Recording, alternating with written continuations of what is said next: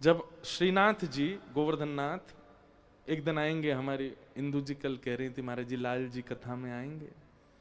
मैंने कि चलो लेके आएंगे, यहाँ भी एक दिन 5वें दिन आएंगे ठाकुर जी। तो श्रीनाथ जी हैं, ऐसी भुजा, ये नीचे नेत्र हैं, ये हाथ कटी पर है। तो आप जब गोवर्धन में विराजते थे तो श्रीनाथ जी के 8 सखा थे। इसी कलिकाल में 500 वर्ष पहले ठाकुर जी बाकी लोगों को तो मंदिर में स्थिर दिखाई देते थे, पर इन 8 सखाओं को ठाकुर जी चलते फिरते कूदते आनंद करते सब लीलाएं करते हुए दिखाई देते थे। उनमें से एक हैं जो सब प्रसिद्ध हैं, बहुत लोग जानते हैं, श्री सूरदास। तो सूरदास, कुम्भनदास, परमानंद दास, नंददास, गोविंद स्वामी, छीत स्वामी, चतुर्भुज दास, और कौन रह गए? एक और रह गए कोई, नंददास, नहीं नंददास भी हो गए। अब यही हैं अष्ट सखा। तो एक बार की बात है कि सूरदास जी से नंददास जी को थोड़ी सी प्रतिस्पर्धा हो गई। सूरदास जी के प्रति उनका भाव आया कि भाई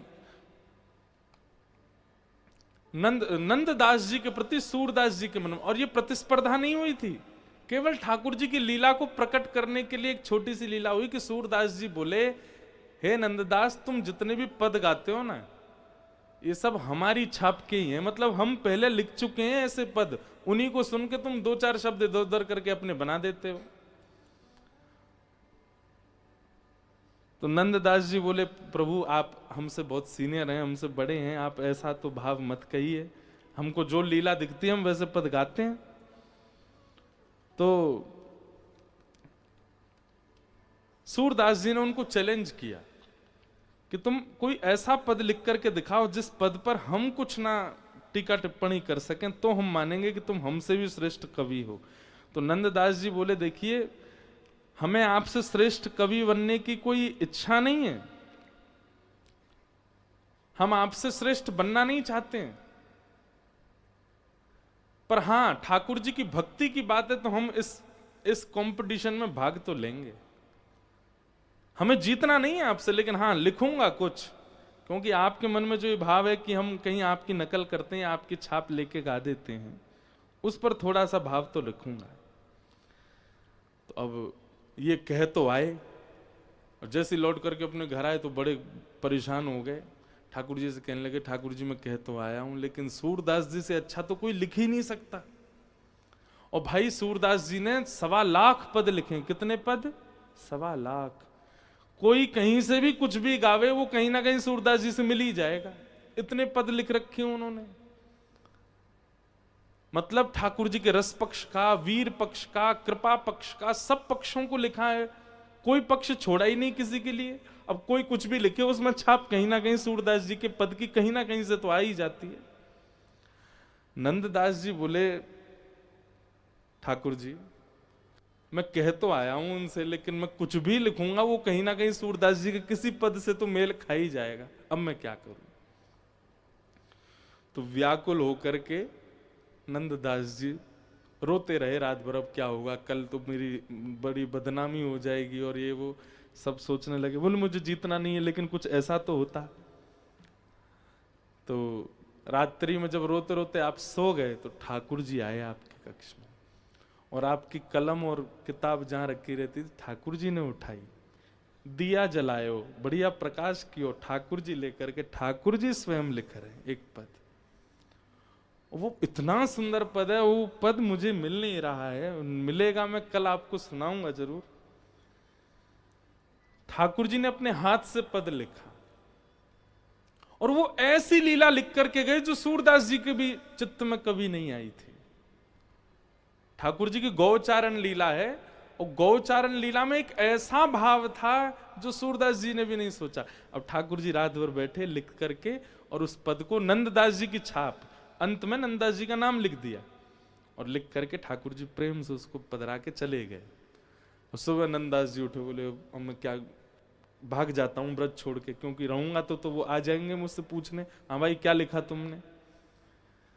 सब सामान समेटने लगे, वो किताब जिसमें पद लिखते थे वो उठाई, तो कलम बीच में रखी थी, जैसे ही खोल करके देखा तो एक नवीन रचना। और लेखनी, हर व्यक्ति अपनी लेखनी जानता है, लेखनी इतनी सुंदर कि एक एक अक्षर पर ही नेत्र टिक रहे हैं। जैसे ही उस पद को उन्होंने पढ़ा, एक अद्भुत अद्भुत भाव।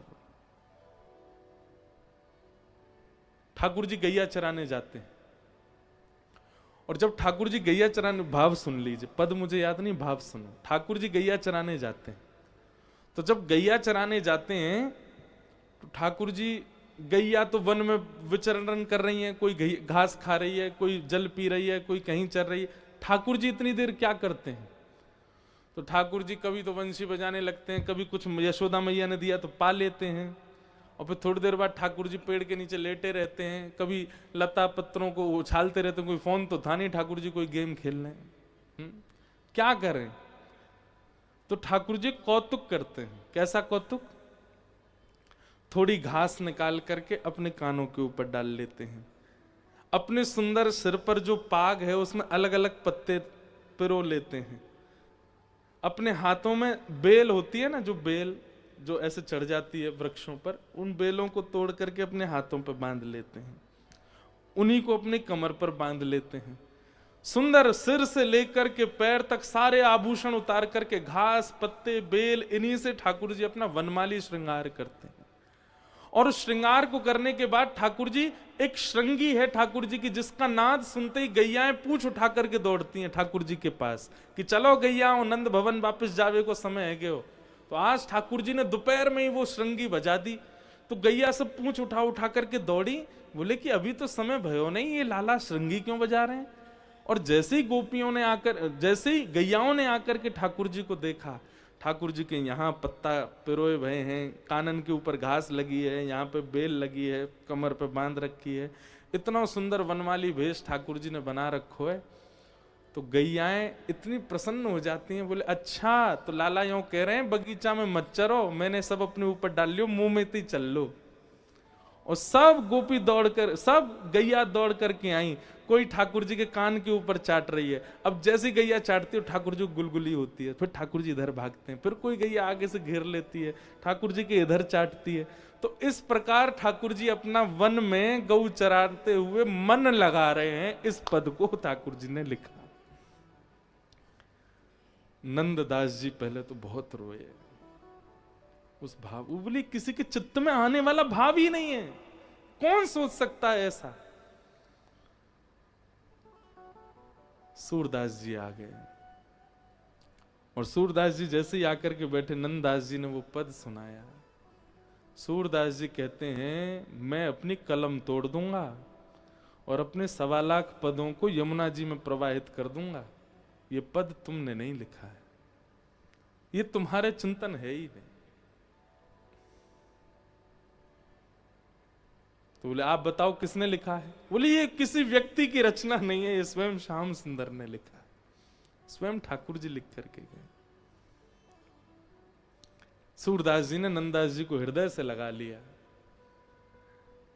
बोले आप मुझे हृदय से क्यों लगा रहे हैं? मैंने तो लिखा नहीं। बोले तुमने नहीं लिखा, लेकिन तुम्हारी लाज बचाने के लिए ठाकुर जी लिख करके गए हैं। तो इसका मतलब है ठाकुर जी मुझे प्रमाण देना चाहते हैं कि भाई तुम नंददास से प्रतिस्पर्धा मत करो। ठाकुर जी को क्या गरज पड़ी, क्यों लिखने आएंगे ठाकुर जी स्वयं?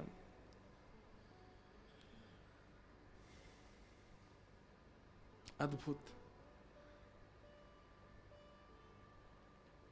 तो मात्सर्य दोष, इससे बचने का प्रयास कीजिए।